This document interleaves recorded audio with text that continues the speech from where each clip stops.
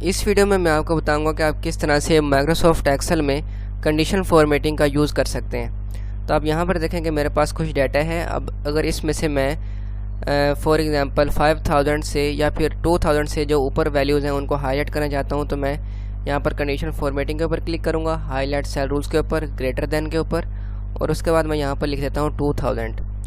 तो 2000 से ऊपर जितनी भी वैल्यूज़ होंगी वो हाईलाइट हो जाएंगी। अगर मैं यहाँ पर 5000 लिखता हूँ तो 5000 से ऊपर जितनी भी वैल्यूज़ होंगी वो हाईलाइट हो जाएंगी। और यहाँ पर आप इनका जो कलर वगैरह है वो भी चेंज कर सकते हैं, और आप कस्टम फॉर्मेट के ऊपर क्लिक करके इसका मज़ीद अपनी मर्ज़ी से भी कोई कलर वगैरह या फ़ॉन्ट अप्लाई कर सकते हैं। तो मैं यहाँ से इसको क्लोज़ करता हूँ और ओके करता हूँ। तो आप यहाँ पर देखें यहाँ पर हाईलाइट हो गई हैं। अब फॉर एग्जांपल अगर मैं इसको 7000 कर दूँगा तो ये भी ऑटोमेटिकली हाईलाइट हो जाएगी, क्योंकि ये भी 5000 से ऊपर है। और अगर मैं यहाँ पर 6000 कर दूँगा तो ये भी हाईलाइट हो जाएगा। इसके बाद लेस देन भी उसी तरह से है कि अगर मैं चाहता हूँ कि इसमें से 3000 से 2000 से कम जो वैल्यू है, मैं यहाँ पर क्लिक करता हूँ लेस देन, और यहाँ पर मैं लिखता हूँ 2500 कि 2500 से जो लेस है, तो मैं यहाँ पर 3000 लिख देता हूँ कि 3000 से जो लेस है वो हाईलाइट हो जाए।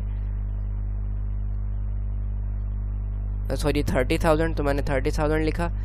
और यहाँ पर आप देखेंगे 30,000 से कम जो वैल्यूज़ हैं वो हाईलाइट हो गई हैं। उसके बाद हम ओके करेंगे तो जो भी वैल्यू 30,000 से कम हम लिखेंगे वो जो है हाईलाइट हो जाएगी। इसके बाद इक्वल टू, क्या हम चाहते हैं कि 500 जो है इसमें से हाईलाइट हो जाए, तो हमने यहाँ पर इक्वल टू के ऊपर क्लिक करना है और यहाँ से हमने 500 सेलेक्ट करना लिखना है यहाँ पर, और ओके करेंगे तो जो 500 यहाँ पर लिखा होगा वो हाईलाइट हो जाएगा। आप देखें यहाँ पर अगर मैं 500 लिखता हूँ तो वो भी हाईलाइट हो जाएगा।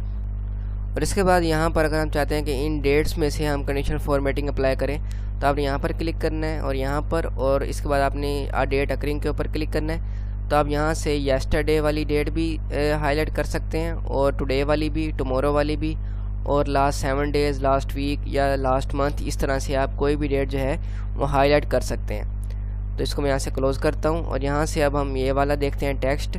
तो इसके ऊपर अगर आप सेलेक्ट करें इस टेक्स्ट को और उसके बाद कंडीशनल फॉर्मेटिंग के ऊपर क्लिक करेंगे, हाईलाइट सेल रूल्स के ऊपर और टेक्स्ट दैट कंटेन के ऊपर क्लिक करेंगे, तो अब फॉर एग्जांपल यहाँ पर मैंने एप्पल लिखा तो एप्पल वाला टेक्स्ट हाईलाइट हो गया। और इसी तरह से अगर मैं यहाँ पर पास लिखूँगा तो पास वाला जो टेक्स्ट है वो हाईलाइट हो जाएगा। और यहाँ पर हम ओके करते हैं तो यहाँ पर देखेंगे जहाँ भी पास लिखा होगा वो हाईलाइट हो जाएगा।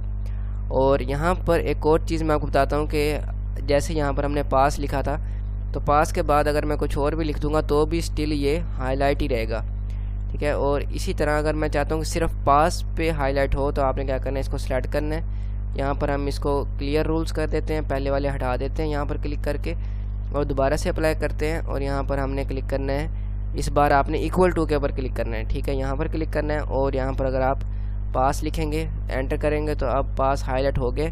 लेकिन अगर मैं यहाँ पर कुछ और लिखूँगा तो ये हाईलाइट नहीं होगा। तो ये फ़र्क है इक्वल टू में और टेक्स्ट दैट कंटेन में। और उसके बाद हम बिटवीन वाला ऑप्शन देख लेते हैं कि अगर आप यहाँ पर क्लिक करें और कंडीशनल फॉर्मेटिंग के ऊपर क्लिक करेंगे और बिटवीन के ऊपर अगर आप क्लिक करेंगे और यहाँ पर आपने फर्स्ट लिखना है और उसके बाद यहाँ पर आपने दूसरा लिखना है। फॉर एग्जांपल मैं चाहता हूँ कि 1000 और 2000 के दरमियान में जो वैल्यूज़ हैं वो हाईलाइट हो जाएँ, तो मैं यहाँ पर लिखता हूँ 2000। तो आप देखेंगे 1000 और 2000 के दरमियान वाली जो वैल्यूज़ हैं वो हाईलाइट हो गई हैं। इसी तरह से अगर मैं इनमें से डुप्लीकेट हाईलाइट करना चाहता हूँ तो मैं यहाँ पर क्लिक करूँगा और यहाँ पर मैं डुप्लीकेट वैल्यू को सिलेक्ट करूँगा, ओके करूँगा, तो आप देखें कि हमारे जो डुप्लीकेट वैल्यूज़ हैं वो यहाँ पर हाईलाइट हो चुकी हैं। और उसके बाद यहाँ पर एक और जो चीज़ है वो मैं आपको बताता हूँ कि पहले मैं यहाँ पर इनको सेलेक्ट करूँगा और क्लियर के ऊपर क्लिक करके सॉरी यहाँ पर क्लिक करता हूँ और मैं क्लियर रूल्स के ऊपर क्लिक करूँगा, clear rule from selected cell.